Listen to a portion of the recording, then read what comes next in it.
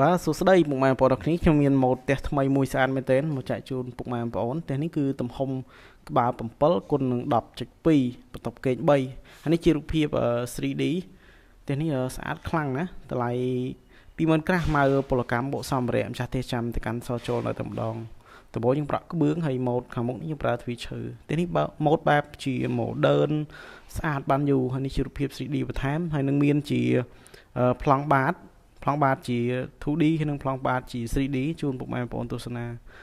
ផ្ទះនេះបើពុកម៉ែបងប្អូនដែលមានដីចាប់ពីក្បាល9ម៉ែត្រ10ម៉ែត្រឡើងអាចពិចារណាមើលម៉ូតនេះបានផ្ទះនេះអាចធ្វើក្បាលត្រឹម6ម៉ែត្រក៏បានបើសិនជាពុកម៉ែបងប្អូនស្រឡាញ់ណាខឿន8ទឹកកំពង់ជាងចូលជិត4ម៉ែត្រដែរហើយដបូលនេះតម្លៃខាងលើម៉ៅពលកម្មបុកសម្ភារៈតាមហើយណាបងប្អូនដែលស្រឡាញ់ចូលចិត្តអីកុំភ្លេចចុច like ឬក៏ follow ឬក៏ subscribe YouTube ខ្ញុំមួយផងអញ្ចឹងនេះជារូបភាពពីផ្នែកខាងក្រោយទេនេះលាតទេមិនមានជាជ្រុងច្រើនទេអញ្ចឹងនេះជាប្លង់បាត 3D យើងរៀបជា3បន្ទប់គេកហើយបន្ទប់ទឹកមួយបន្ទប់ទូភ្ញៀវនិងមានផ្ទះបាយ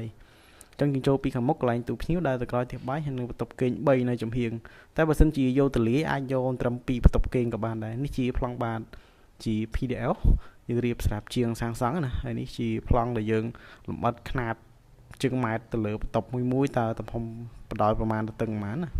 បាទអញ្ចឹងយើងមានជា symbol នៅក្នុង 3D នឹងជូនពុកម៉ែបងប្អូនទស្សនាដែរអញ្ចឹងនេះជាប្លង់បន្ទាប់ដែលយើងលម្អិតជូនជាងសម្រាប់សាងសង់ណាអញ្ចឹងបន្ទាប់នេះក៏ខ្ញុំមានជាវីដេអូដែលខ្ញុំបានបង្វិលនៅក្នុងកម្មវិធី SketchUp ជុំវិញជូនពុកម៉ែបងប្អូនបានទស្សនាដែរអញ្ចឹងយើងបានបង្វិលពីខាងមុខខាងក្រោយចដើអីផ្សេងគឺខ្ញុំមាននៅក្នុងវីដេអូនេះទាំងស្រុងណាបាទនេះយើងបង្វិលជាទីខ្ពស់ណាយើងបង្វិលដូចដ្រូនយើងហោះកលឹងអញ្ចឹងណាបាទទីនេះ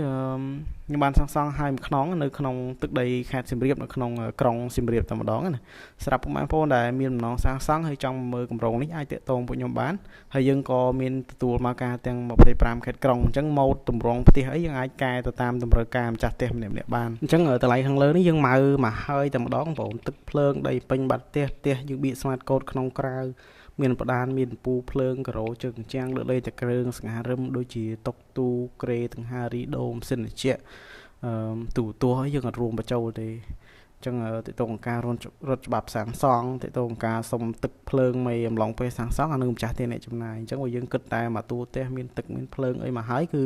អានឹងនៅលើពួកខ្ញុំជាអ្នកសាងសង់ណាម្ចាស់ផ្ទះចាំតែទិញសម្ភារៈដែលចាំបាច់ដូចជាតុកទូក្រេដាក់ចូលទៅក៏អាចនៅបានហើយ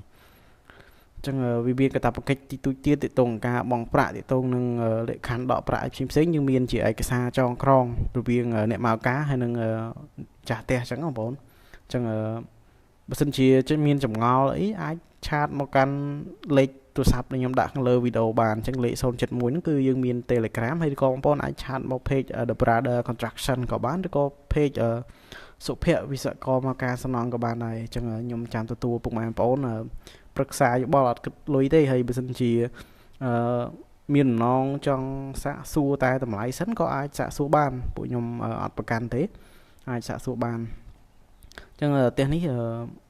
យើងមានកញ្ចក់ហើយតាមប្អួយយើងមានជាសំណាញ់មូសដែរការពារពេលដែលយើងបើកអ៊ីបឡើងកុំឲ្យមូសចូល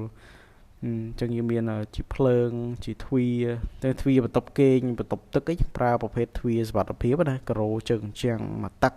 ហើយតើតងបដាននេះមានកន្លែងខ្លះយើងលេងម៉ូតត្រឹម10កន្លែងខ្លះម៉ូតរើសបាន